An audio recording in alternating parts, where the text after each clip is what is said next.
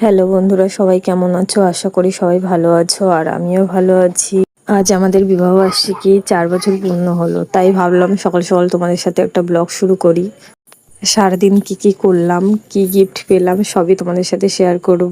কত সকালে উঠেছি সেটাই তোমাদেরকে দেখাচ্ছিলাম। যাই হোক, দেখাই যাচ্ছে না। উঠেই দেখি দাদু নাতিকে আদর করছে। আমাকে দেখে আমার কাছে চলে আসলো, আমার কোলে উঠবে।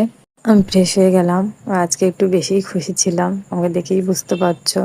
তাড়াতাড়ি করে সোনাইয়ের খাবারটা বসিয়ে দিলাম, খাবারটা বসিয়ে গেলাম বিছানাটা তুলতে। অনেকদিন দিয়েই ভাবছিলাম যে ব্লগ করব, কিন্তু করা হয়নি। তো ভাবলাম আজকে একটা ভালো দিন, আজকের দিনটা দিয়েই শুরু করি। ফাইনালি বিছানা তোলা কমপ্লিট। ঘর থেকে বেরিয়ে দেখি সোনাই খেলা করছে। যেই দরজাটা খোলা দেখেছে, ছুটে বেরিয়ে গেল। বেরিয়ে দেখাচ্ছে র্যাকেটটা নেবে, র্যাকেটটা ওকে দিতেই হবে। যতক্ষণ না দিল ততক্ষণ ওখান থেকে গেলই না।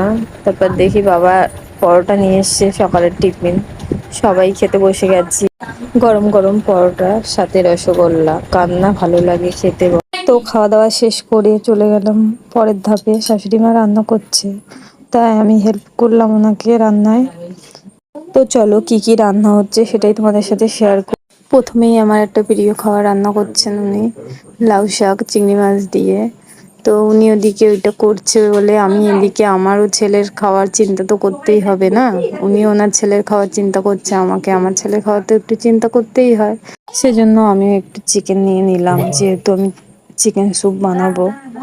তো কিভাবে বানালাম সেটা যদি তোমরা তোমরা জানতে চাও, তো অন্য কোনো দিন শেয়ার করব তোমাদের সাথে।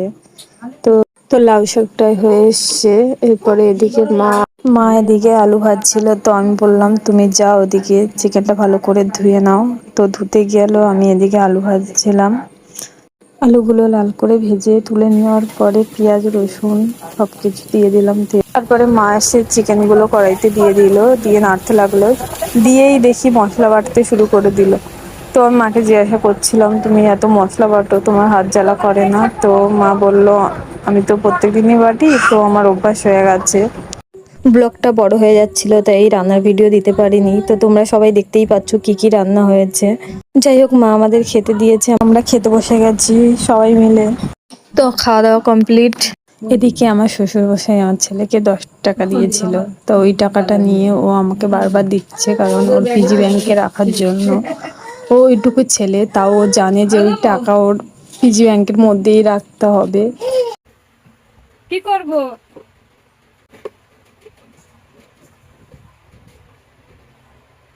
আমি ওকে বললাম